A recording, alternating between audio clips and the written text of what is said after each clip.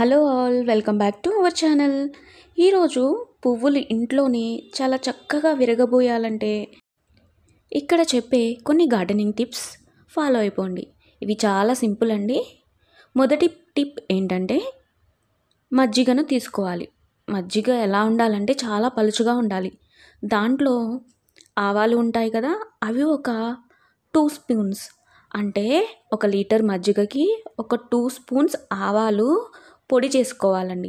ఆవాల పొడిని మనం ఏం చేయాలంటే ఒక 2 స్పూన్స్ 1 లీటర్ ఆఫ్ మజ్జిగలో మనం వేసుకొని చక్కగా కలుపుకొని ఒక 2 గంటల పాటు అవి మజ్జిగ పక్కన పెట్టాలండి.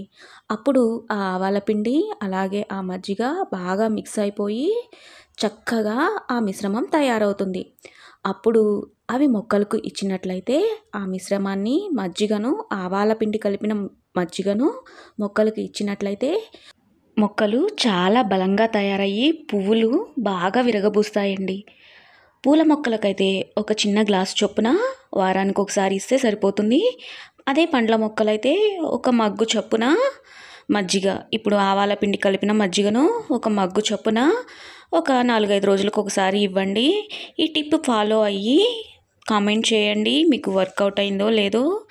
మేమైతే ఇంట్లో ఈ టిప్ని పాటించి చాలా మొక్కలకైతే మా పువ్వుల మొక్కలు చాలా బాగా పూస్తాయండి, విరగబూస్తాయి. ఈ మజ్జిగ మనం గులాబీ మొక్కలకు కానీ, మల్లె పువ్వుల మొక్కలకు కానీ, ఏ పూల మొక్కలకైనా అలాగే పండ్ల మొక్కలకు కూడా యూజ్ చేయొచ్చండి. అలాగే ఇంకొక టిప్ ఏంటంటే మొక్క మొదలల్లో ఉన్న మట్టి మాత్రం ఎప్పుడు గట్టిగా ఉండకుండా చూడండి, అది లూజ్గా ఉండాలండి. మొక్క దగ్గర ఉన్న మట్టి లూజ్గా ఉంటేనే మనం ఇచ్చే పోషకాలు మొక్కకు బాగా అందుతాయి. అలాగే గాలి కూడా మొక్కకు బాగా ఆడుతుంది. మీకు ఈ వీడియో నచ్చిందా? ఈ వీడియోలో చెప్పిన టిప్స్ మీరు ఫాలో అయ్యి మీరు మీ ఇంట్లో ప్రయోగించి రిజల్ట్స్ ఎలా ఉన్నాయో మాకు కామెంట్ రూపంలో తెలియచేయండి. మీకు ఈ వీడియో నచ్చిందా? అలాగే మీకేమైనా మొక్కల గురించి కానీ గార్డెనింగ్ గురించి కానీ ఏమైనా సందేహాలుంటే కామెంట్ రూపంలో మాకు తెలియచేయండి. Thank you for watching.